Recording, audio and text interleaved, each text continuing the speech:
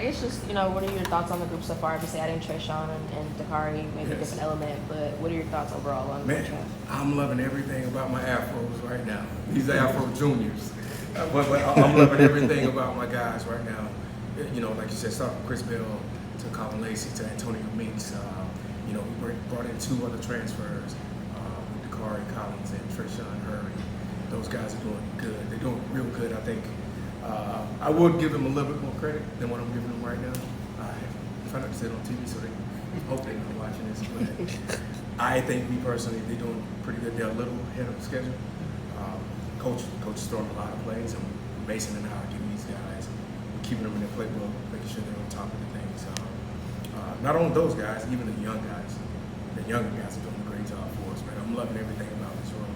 I'm loving, super happy about the opportunity that I get to help influence these guys, not only coach them. Expand on that, Deion. How are you adjusting to this new role? The role is good in the room, and actually the coaching part.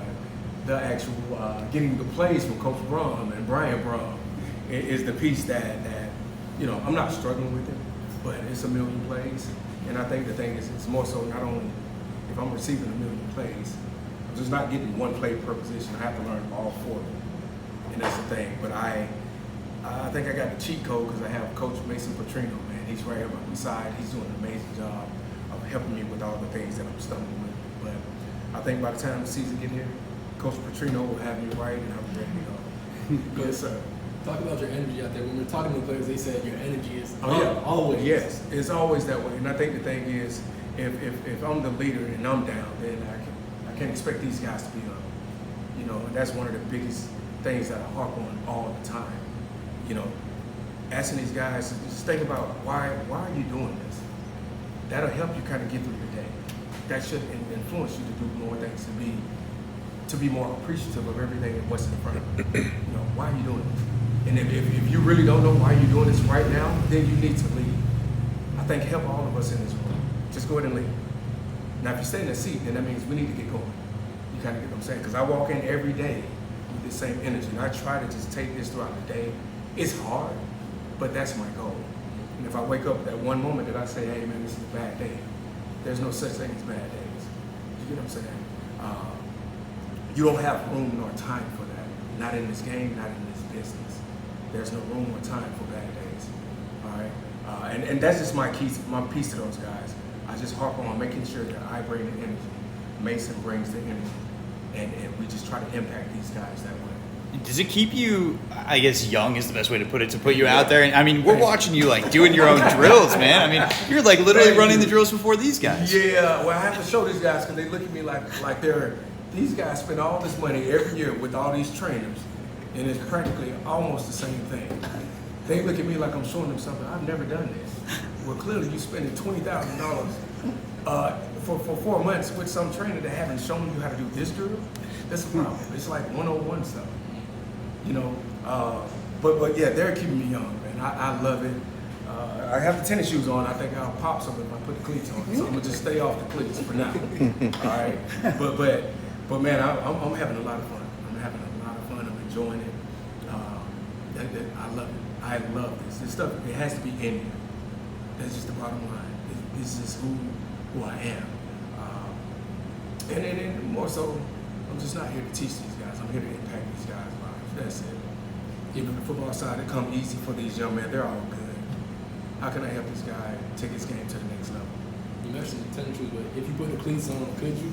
Yeah, I'll be all right. Give me like 2 plays. Give me 2 plays, right? But it's all up here. You kind of get what I'm saying.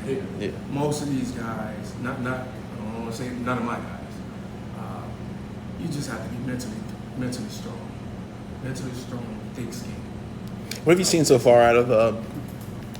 I just completely blanked on who I was about to ask about. Which one, the car trade? Yeah, no, Meeks and Meeks, Chris Hughes. It seems like they're starting to take advantage of newfound opportunities for them. Good. And guess what? The best thing about it, iron sharpen iron. Chris Hughes and Antonio Meeks were here before. They were here in the past. They were here last year. We brought in 2 transfer guys. It's either you're going to stand up and you're going to, we're going to compete, or you're just going to fold. Which one is it? And every day I tell my guys in our room, we're competing in here every day. I'm charting everything that they're doing. Drops, MEs, all of that.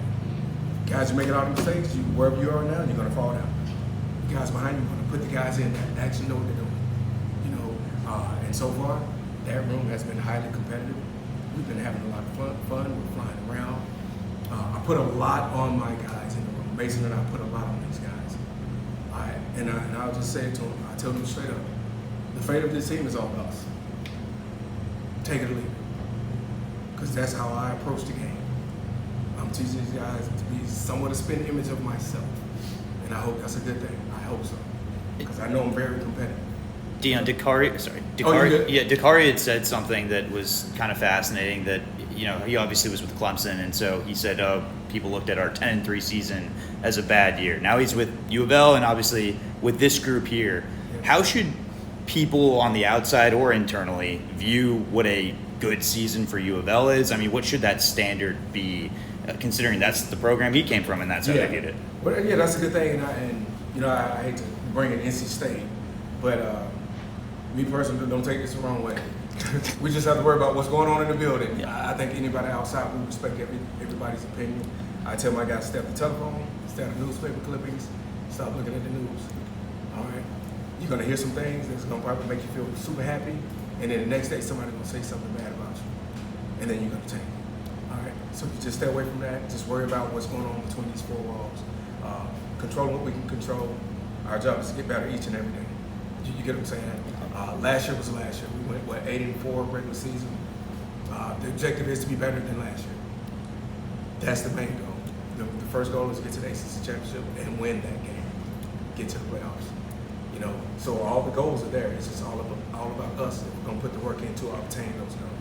Kind of going off of that, Antonio mentioned his confidence maybe kind of slipped a little bit. Yeah. How have you seen him maybe just become that player he was coming in from Tuskegee and just getting that back again? I think that's that is the main reason why people hire certain guys to be coaches. I don't have no knock against nobody. I think every coach that's been here, every player is seeking from their coach to give them that other piece. I think that's my job for Antonio and every receiver in that room. Every position coach, that's their job to find out whatever our players' weaknesses are and help strengthen those pieces for those guys. Whatever strengths they have, try to give them something to elevate those things. Me personally, I talk to all my guys all the time. And if he felt that he had this and that, we've had that conversation before, I'm not going to disclose that. And I know how to attack those certain things with those guys.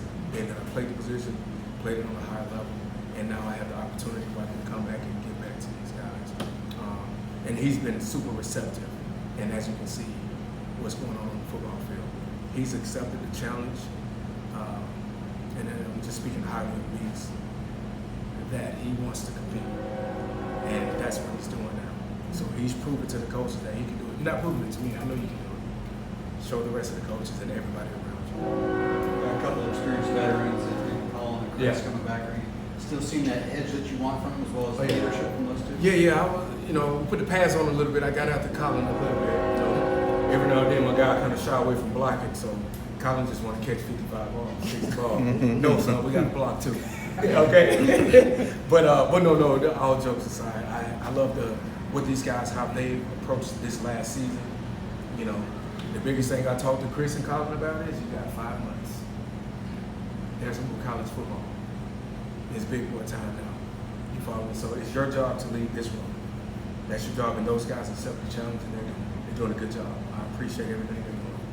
You mentioned Mason Patrino, and obviously he comes from a background, football pedigree. Yeah. You have the football pedigree as well with what you've been able to accomplish. How do those things kind of mesh? That's the best part about it. I mean, practically in January, February, I didn't know anything. I know the game of football once I'm on the field. Mason knows the game, but he knows the playbook.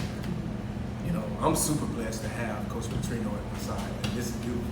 I couldn't ask for a better position to be in for this guy here. You got to remember, when I was here at U of L back in the day, Mason was a little kid.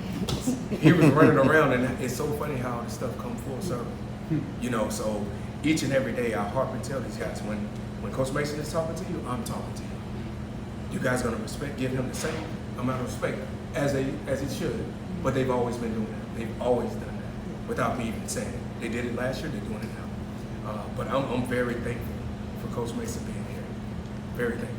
And this, you know, my football expertise, whatever I think I know, and his everything that he knows about this playbook, man, is helping.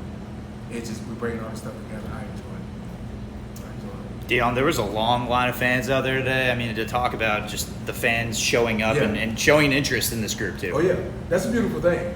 That's a great thing, and I think that just speaks volumes to, you know, the things that Coach Brown has done throughout his whole career, but for sure, mainly the last 2 seasons and the excitement that the fans are actually having about going into next year. I think that the fans do see what we're capable of doing. You know, us as the players, I mean, the coaches got to make sure we get it out of the guys. We just got to deliver the message to these guys.